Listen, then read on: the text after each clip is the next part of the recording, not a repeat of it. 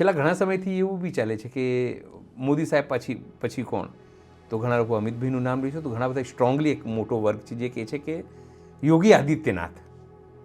સમજો તો યોગી આદિત્યનાથ છે કાબિલ કે અથવા એના નંબર પ્રમાણે? જો એવું છે કે ભાજપ માટે આ વાત કડવી અઘરી છે. બરોબર. સૌથી પહેલી વસ્તુ એ કે ભાજપની જે સ્થાપના થઈ ને 1980, બરોબર, 1/9 એટલે 10 અને 18 એટલે 9 મંગળ થયો.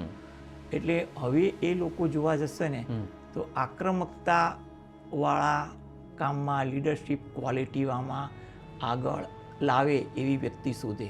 હવે અત્યારે આપણી પાસે એક યોગીજીનું જ નામ છે, એવા બીજા ઘણા હશે જે આપણે જાણતા નથી. એવા લોકો પણ લીડરશિપ બદલે. પરંતુ અત્યારે જો ભાજપની કુંડળી જોવા જાવ ને તો અત્યારે 2026ના અંકમાં બંને મિત્રતા છે.